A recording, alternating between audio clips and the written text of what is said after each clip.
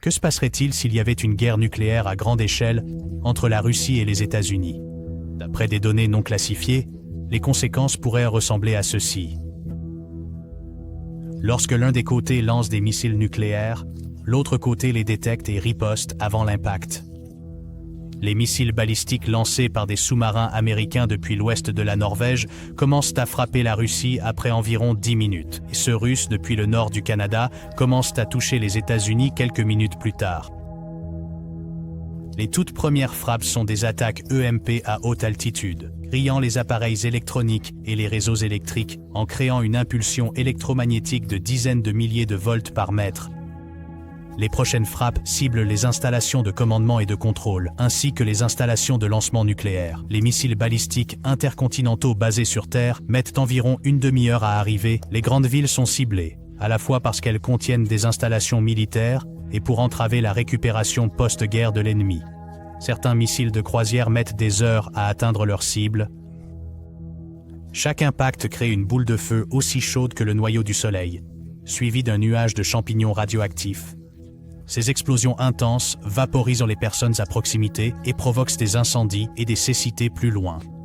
L'expansion de la boule de feu provoque ensuite une onde de choc qui endommage les bâtiments, écrasant ceux à proximité. Le Royaume-Uni et la France ont des capacités nucléaires et sont obligés par l'article 5 de l'OTAN de défendre les États-Unis. Donc, la Russie les frappe aussi. Des tempêtes de feu engloutissent de nombreuses villes, où des vents de niveau tempête attisent les flammes, enflammant tout ce qui peut brûler, faisant fondre le verre et certains métaux, et transformant l'asphalte en liquide chaud inflammable. Mais les explosions, l'impulsion électromagnétique et la radioactivité ne sont pas la pire partie. L'hiver nucléaire est causé par la fumée de carbone noir des tempêtes de feu nucléaires. La bombe atomique d'Hiroshima a causé une telle tempête de feu, mais les bombes à hydrogène d'aujourd'hui sont beaucoup plus puissantes. Une grande ville comme Moscou, avec presque 50 fois plus de personnes, peut créer beaucoup plus de fumée.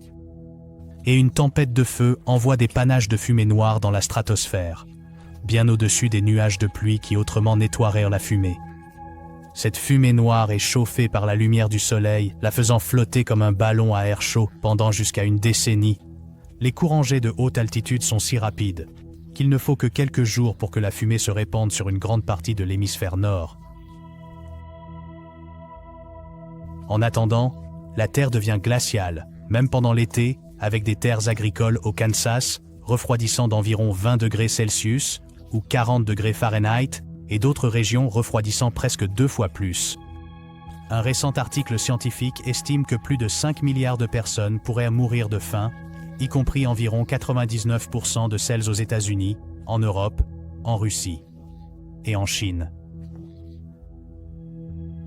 Nous ne savons évidemment pas combien de personnes survivront à une guerre nucléaire, mais si c'est ne serait-ce qu'un peu aussi mauvais que ce que pensent les scientifiques, alors il n'y a pas de gagnants, seulement des perdants.